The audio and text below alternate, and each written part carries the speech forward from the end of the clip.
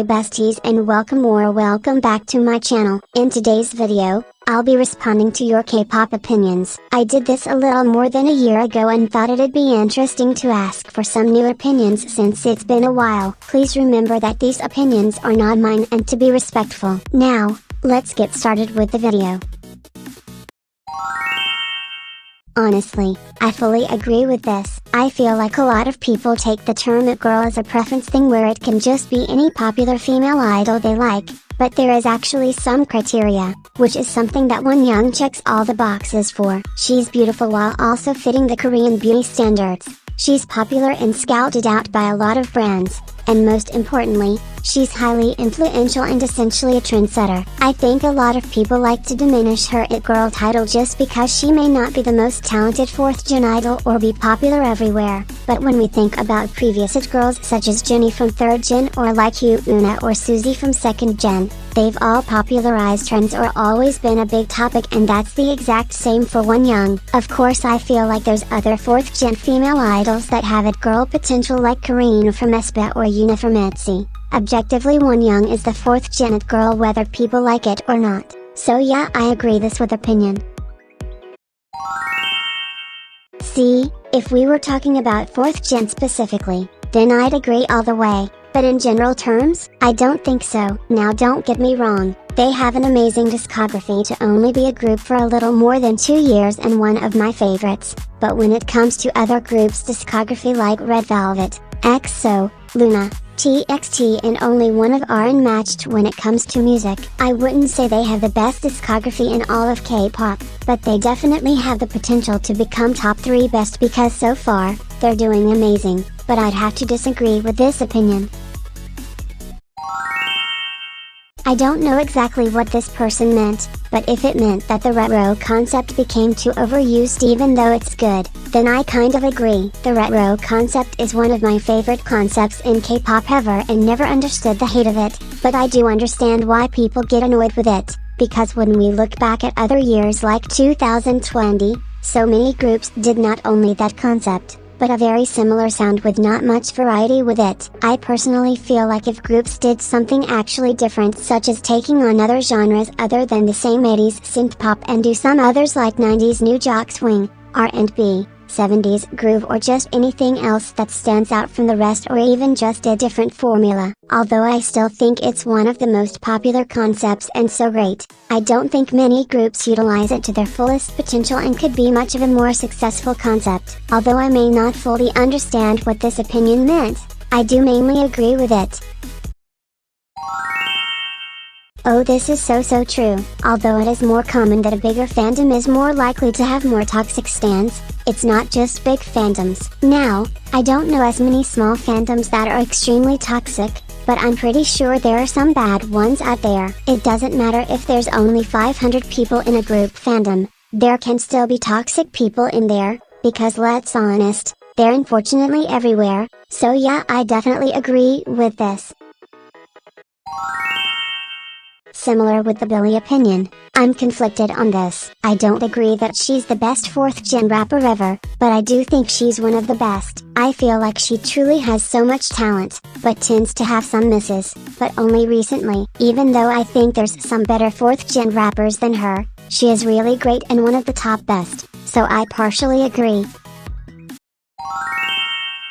As much as I hate to say it, I actually agree with this. I think they can be really fun and entertaining to watch if it's a more engaging performance such as having props or a certain dance move that changes for different stages, so you're watching some new each time, but it's not as apparent as it used to be. I also think a big factor to music shows, or at least recent ones being boring, is the lack of live vocals. Now, I'm not gonna get deep into the whole lip syncing debate because honestly, I don't care as long as you sing live a little bit, but I just feel like there is something more engaging about seeing a performance that's all the way a live, specifically on the vocals. It almost feels more special in that way. Even if there's voice cracks, it's still nice to hear their voices all the way. Now, the main reason why I still watch music shows are either because I miss that certain group, I love the song so much, or the biggest reason, which is their outfits. Performances like G-Idol's Queen Card, Red Velvet's Simsalabim, or even Twice as Fancy.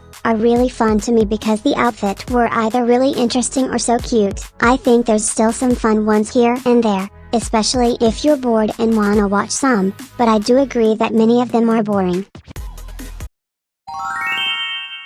I don't think every single K-pop group out there has a filler member, but there are quite a lot of idols that are, as much as some of us don't want to admit it. There are idols that got to debut in their group because of their visuals and not their talent, but I think as long as they show progress and actually bring something to the group, then that's fine. There are some instances where I've seen some idols bring literally nothing to their group or at least show something way later in their career, like they're just there, and I don't understand that. Now, I don't think that every group has a filler member, but groups with around 5 or more tend to have one sometimes. Even though it's weird, I think as long as they provide something at some point in their career, then it's fine. But yeah, I mainly agree with this opinion. Ooh, this is a good one and I most definitely agree with this. Of course, I don't think we should rule out the possibility that there are some idols out there that are jerks or have bullied before, but besides companies, many fans are the biggest bullies in K-pop. Unless you don't go on social media, I feel like almost everybody has seen at least one fan just be an ass to an idol, whether it's in the comment section of an idol's post or even talking to that idol on those fan calls. Even though there's a difference between criticism, having an opinion, and just being a bully, there are way too many fans that are unnecessarily mean to idols. It's been so bad to a point where some idols had to take a hiatus, feel pressured to get surgery due to fans mocking their appearance, or even turning off their comments. It's perfectly okay to dislike an idol for whatever reason, whether they did something or not, but to constantly shit on them knowing the power you have as a fan is honestly disgusting to me. I feel like those people don't even deserve to be called fans, because true fans don't bully someone they supposedly love and admire. It's already sad that those people are mean to these idols, but it's worse that the idols take what they say to heart. But I agree with this opinion all the way. I don't know all the Kepler members that well besides those 3, but I could see some of them thriving afterwards. The only I feel like might not thrive as much is HYBE, which isn't something I want for her. I just don't know what she would do afterwards besides joining another group, because from what I've seen, I'm not sure if she has solo potential. As for Hikaru, I definitely think she has the most potential to thrive afterwards, and even though I don't know if she'll join XG or not, she's an extremely powerful performer and has a lot of potential to either be a soloist or the center of another group. For Xiaodong, I feel like she'll either become a soloist or promote in China, since I've seen a lot of Chinese idols do that after they leave their group. I feel like there are other members that have the potential to thrive after Kepler, but I somewhat agree that those specific members would be well off when they leave that group. Honestly, I disagree because even though all of the members have improved a lot with their stage presence, I don't think Winter lacks the most in stage presence. Maybe a little bit in the beginning, but around Savage era, she got so much better. Like, if you watch the spicy stages, you can see that she found a good medium of stage presence that fits her well. It's kind of hard to tell who lacks stage presence the most in aespa just because most of them are around the same level in that area to me, or maybe I just don't pay attention to each of their performance skills, but I feel like Giselle is the worst and Ning Ning has the best. Overall, I can understand why people thought she lacked the most in the beginning because it wasn't that good at all, but after Savage era, she improved significantly, so yeah, I disagree. I don't really have that much to say on this, but I definitely agree that they became more popular themselves than the entire group they're in. I don't really think this is a bad thing at all, because there's lots of idols that become more popular than the group, and those idols like Chu, Ju-E and Bigger have personalities and talents that tend to stand out to people. I do think it's really cool how those certain idols can bring in more fans for their entire group, so I'm really happy for those idols that have those moments, especially when they're from a smaller group. I'm not really familiar with the Pink's fandom as a whole, but just telling from that, they seem to be pretty chill. So far, I haven't seen them be toxic, rude to other fandoms or start arguments, so that's good. Now, they do seem a bit quiet, but then again, they're a second-gen group that pretty much has a comeback once a year, so it kind of makes sense as to why I don't hear about them that much. I don't know if I would say that they have the best fandom ever, but I don't really disagree either since they seem nice, so I mostly agree.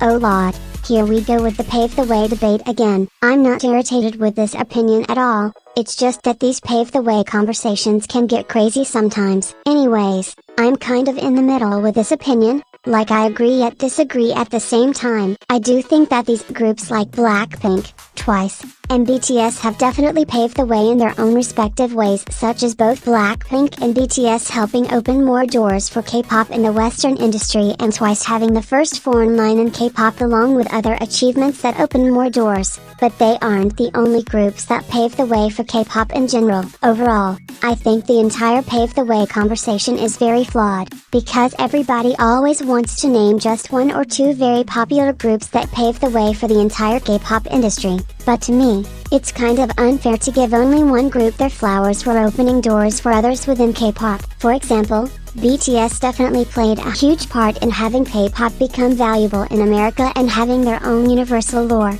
but other artists like Psy and Girls' Generation, although they might have been taken as seriously as BTS. Besides that, there's other groups that pave the way for different things like After School and their units and others. This isn't me trying to dismiss the things Blackpink, Twice, and BTS have done to pave the way, but more as another perspective to see that many groups or artists in K-pop have paved the way for themselves and opened doors for others as well, even if it's in smaller ways. This just shows that it's not always one or two groups. Even though some groups have made a bigger impact, they didn't do all of the work entirely. So overall, I halfway agree and disagree.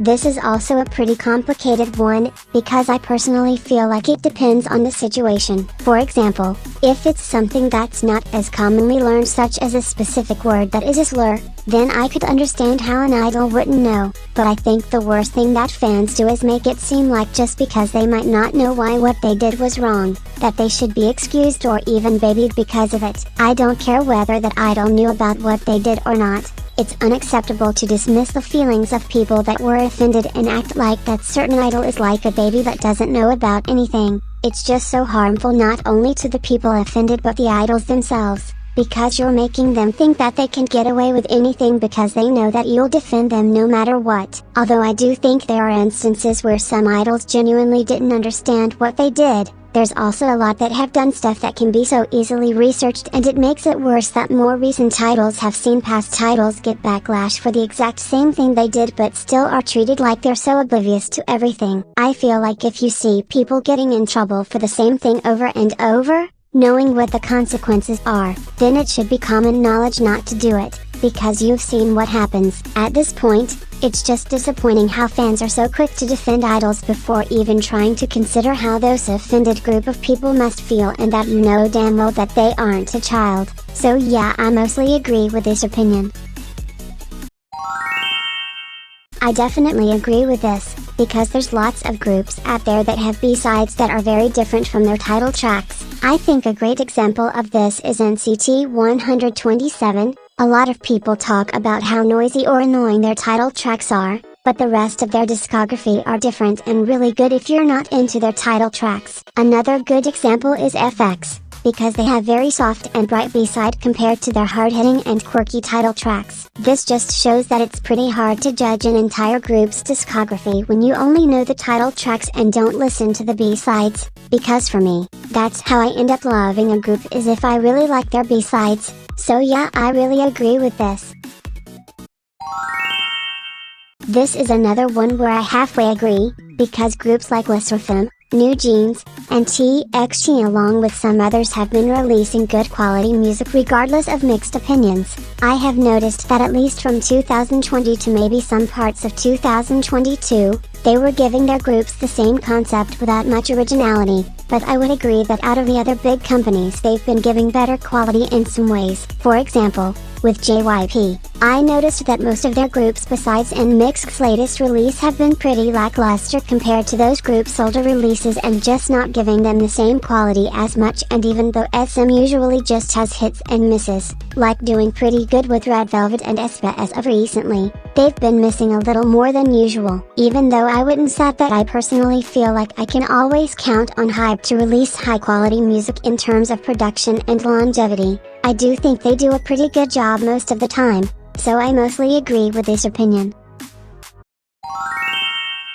Okay, so I decided to put two opinions for these just because they're both pretty short ones. For the Chewy one, this isn't an opinion, it's just facts, like she's literally so gorgeous. I remember seeing her in that TT music video when I first got into Twice, and I was and still am in love with her because that look was one of her best, like she's just too beautiful. For the Red Velvet one, I actually agree. Many of you all know that I am the #1 Queendom defender because the way that song was shitted on is actually crazy. I wouldn't say it's in their top 5 best title tracks, but definitely close up there. The song is so fun and magical while feeling like a welcome back song since they were gone for like 2 years before then, and I just never understood the hate for that song. Like, it makes me so happy. I'm just convinced the people that hate it are miserable, because how can you hate a song like that? Anyways, I definitely agree with both opinions.